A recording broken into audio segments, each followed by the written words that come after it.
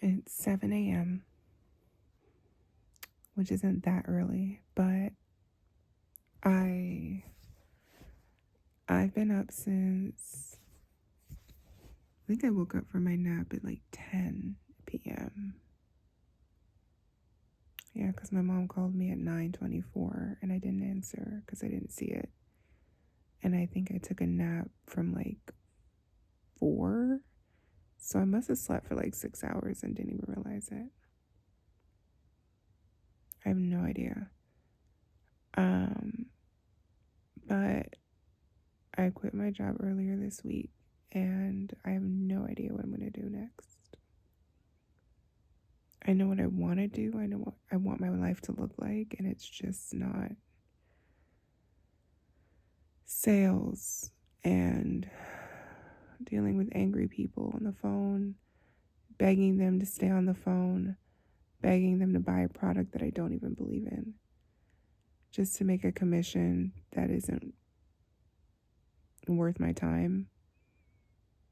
And I've been doing that for like 14 years now, working for other people, ideally wishing and hoping that they would take me seriously, see what I'm worth, see my value, and pay me accordingly. And I'm not going to lie, I don't hate my life. I'm not ungrateful for what I have, for being in America, for being able to afford a vacation every now and then, or healthcare. I'm not a sick person. I'm not chronically ill, so I don't have high bills, but I am in debt. I do have credit card debt. I do have hospital bills. I do have student loan debt. And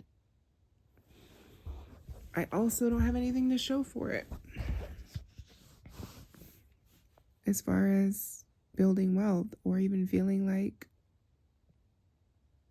forget the generations. I don't even want to have children. Even if a guy came to me today, and one did, an ex, was like, I'm ready to give you a baby. I'm like, that's cute. That's funny. I need $10,000, a car, a house, a college fund for me and my kid. And then I can even think about being a mom. And that breaks my heart. It breaks my heart, but that's most Americans' story, I think. Or at least the ones that I know who are between 25 and 32. Most 32-year-olds that I know have children. They've been married maybe once, probably divorced, and they have a house or a car. And it's not that I couldn't have those things. If I focused and I was consistent, I could. But for the last 6 years, maybe 4 years, definitely the pandemic gave us all like this opportunity to awaken and see how futile this corporate rat race is. But even before that, I just knew that from like 2017, it would be job after job, and life would consist of working until your back hurts, hopefully saving enough to give yourself a treat or a vacation. Eventually, you're supposed to have a family and settle down, which is to say, stop being wild and carefree and adventurous and untamable. And yeah, I don't resonate with any of that. I don't resonate with being a submissive person. To an extent, I do no harm, but I don't intend to be controlled by another person who's just as lost as I am. We are all equally lost. We are all equally learning. And I just don't think I should give my power away to somebody who has a different set of genitals than I do. Genitals that don't create life. They don't harness and birth other humans. That's crazy to me. So And I reached my breaking point maybe 2 weeks ago when I just kind of said, like, give me liberty or give me death. And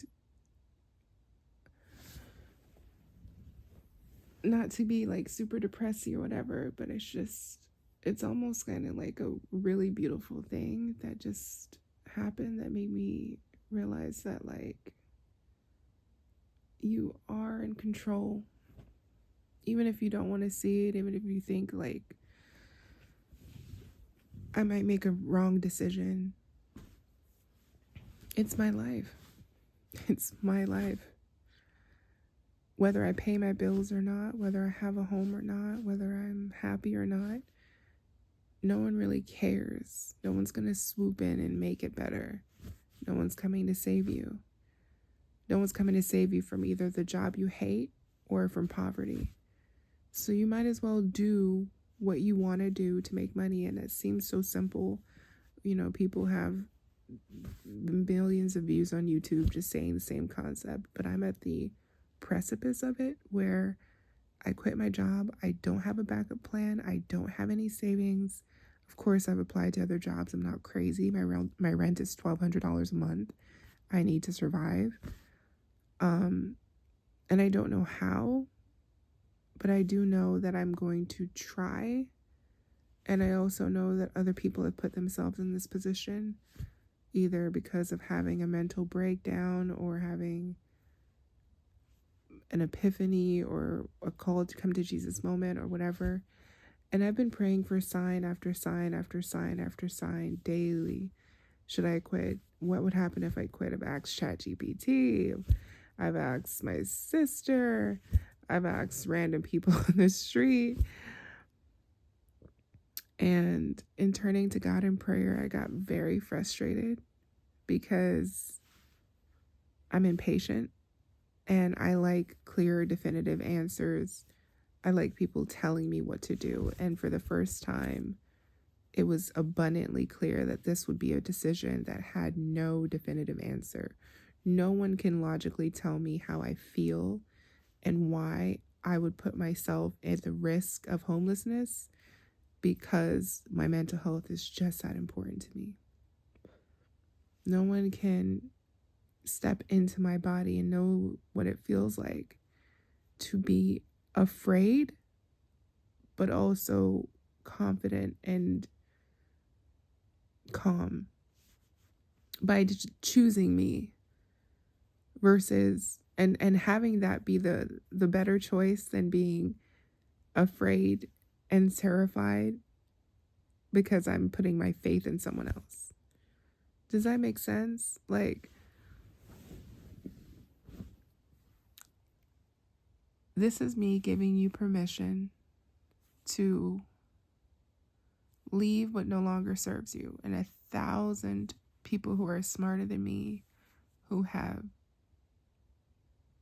gotten successful, made millions, are extremely popular, they tell you the same thing, but you look at their lives and sometimes you envy them, sometimes you don't. Either way, you may see someone who's in a nice suit, who has like a microphone strapped to their face, who's on a stage, on a podium, or through a camera with studio lights and producers and managers and, you know, whoever is on their team that makes them powerful and effective. But I'm here now, December 27th, 2024, with no backup plan, no plan B, no boyfriend, no children, no husband, not really any parents either. They exist, they're alive, but they're not participating in my life. My father must have given me a couple $100 13 years ago for a passport, and I'm always going to be grateful for that, even though it's not valid anymore. But not much else. My mother was a single mom, and she raised me and my sister, and she gave us values and structure and a roof over our heads. And then she told us at 18 she was done raising kids. And when I decided I didn't want to be the religion that she wanted me to be, she decided to just exit my life. And every now and then she pops up when she needs something, or when she wants to express how I should follow the religion that I used to be a part of for 26 years. But other than that, there's no relationship. I don't have a relationship with a lot of my family members. We just never connected in that way. We never resonated that deeply. A lot of my family members, a lot of my cousins, I love to death. I love them dearly. I love every one of my family members. But either because of our religious divide or because of our personalities, our upbringings, we just don't have a relationship. And it's been, all of that has been like a struggle for the last year, and it really kind of came to a head when the holidays started, as they usually do for most people. But that's not what made me quit my job. I didn't run away from work because of family drama. I just came to a fork in my road, my journey, my path, where I said, there are so many things I can't control. I can show up to my relationships. I can be authentic, be honest, and ask for affection, ask for love, but it's not a guarantee that I'll get it, that I'll get the kind of connection that I need to thrive, to feel valued and seen and loved and respected, and, to feel that sense of community. I can't control that. I can control my efforts. I can put myself out there, and I'm working on that. And it actually started the day I didn't show up to work, and I decided to show up to a nonprofit and give my time, and it was amazing. But yeah, in that moment, and now in those past 2 weeks, I've just realized that the accumulation of all the things that I can't control that hurt me, that's one thing. But the things I can control that hurt me, like choosing to be at a place, at a job that makes me physically feel such intense levels of anxiety that I am in a freeze response for the rest of the night after I log off. When I'm working in that environment, I can't imagine myself giving to my family, my friends, of anything else. I can't imagine showing up and engaging and wanting to. And it's not that it's a difficult job. People have difficult jobs. People have really hard jobs. But these are all choices, especially in this country. When we have a smorgasbord of options, why do you keep thinking that you need this 9 to 5, this environment, this boss, this opportunity? You can go make your own. You can go discover better.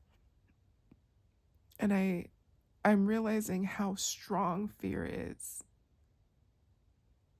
It is an anvil when you are the roadrunner and you're just trying to get to the finish line.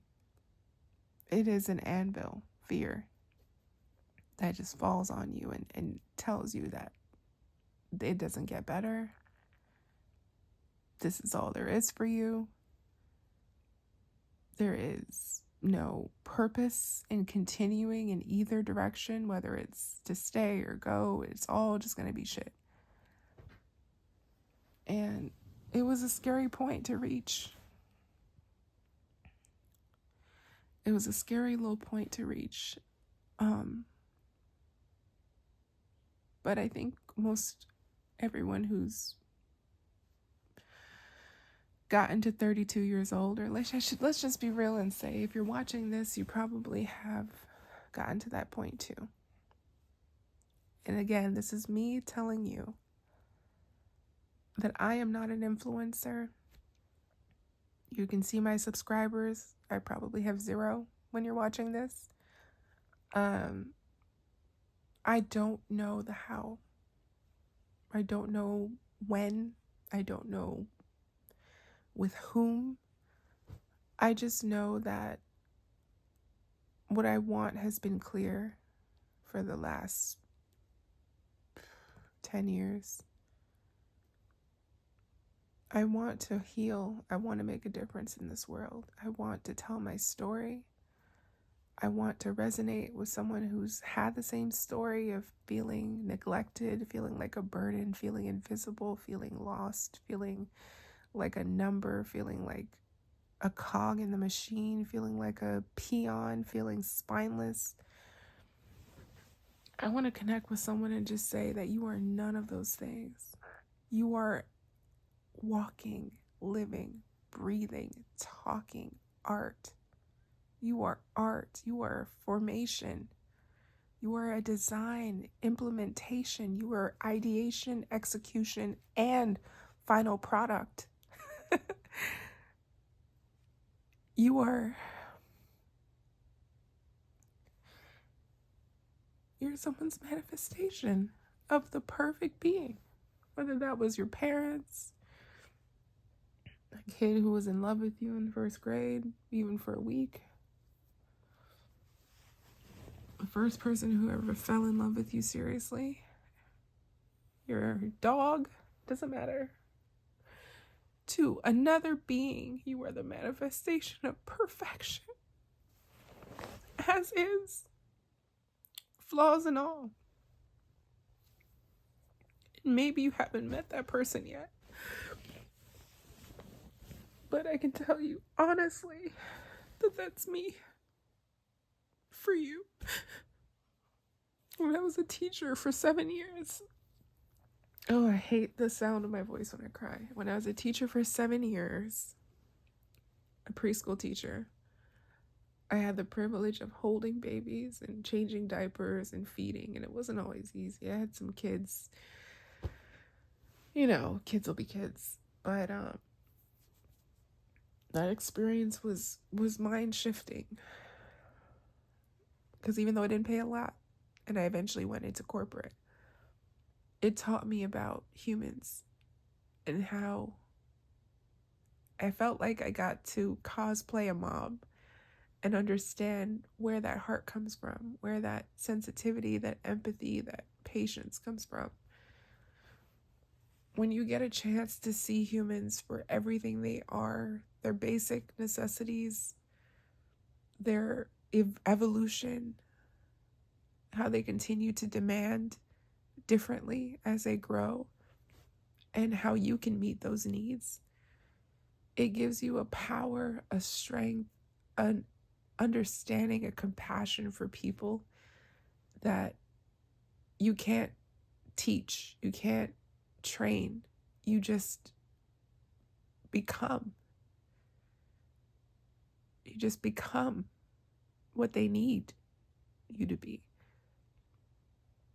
And that's made me ironically great at sales, but it's also brought me full circle back to this point where I know that I'm not capable of stifling that empathy, that compassion. I'm here on this earth to heal. And I can tell that because resisting that and going against that and just trying to sell or just trying to pitch or just trying to coerce and negotiate, it has been the misery of my life. It has been the misery of my life. Because No shade to the companies that have hired me and paid me, sometimes very well.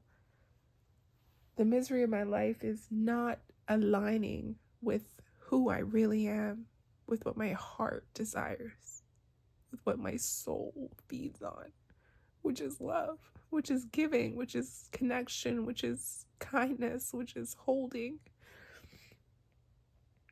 And just talking, selling, closing has been not the worst experience. I've met some amazing people. I've learned some really vital things about business, about life, about money, about commerce, about...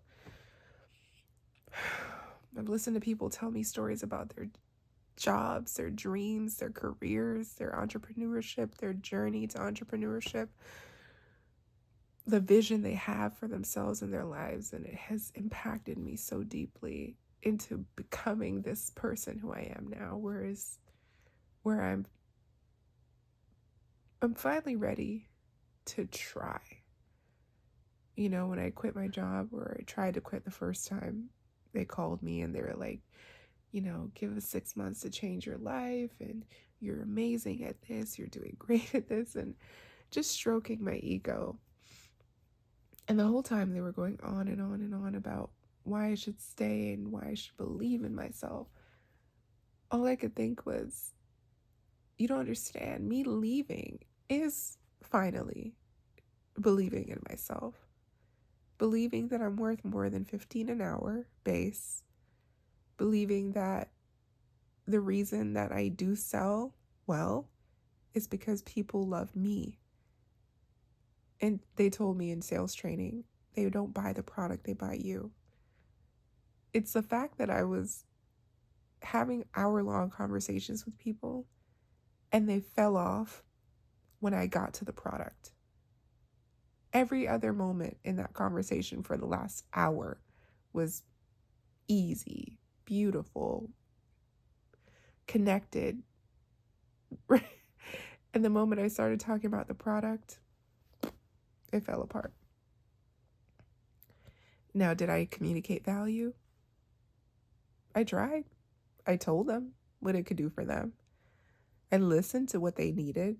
I found the need. I've tried to fulfill the need, but they didn't align with me on whether this was a valuable offer for them.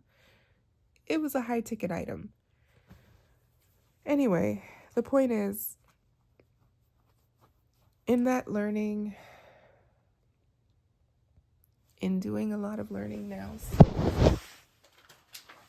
reading books like Resonate and trying to become a better speaker, better storyteller, a better teacher, a better everything, a better communicator, a better human.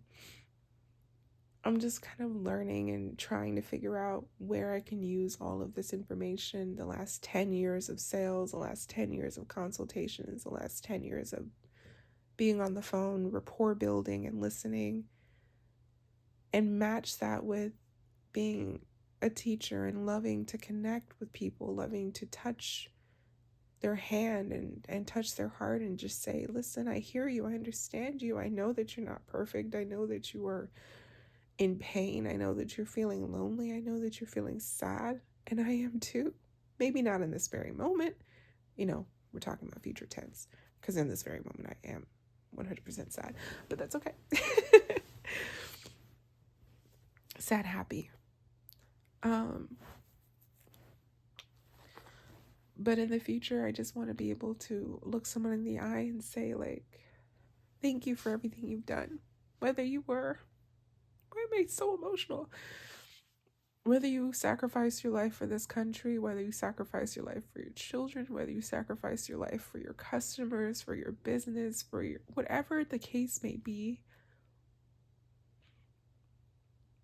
as a sensitive person who struggles with creating more good days, I understand the strength it takes to do so. I understand the energy that is required to do so. And I just think that this world would be more beautiful if we acknowledged everyone who gives that same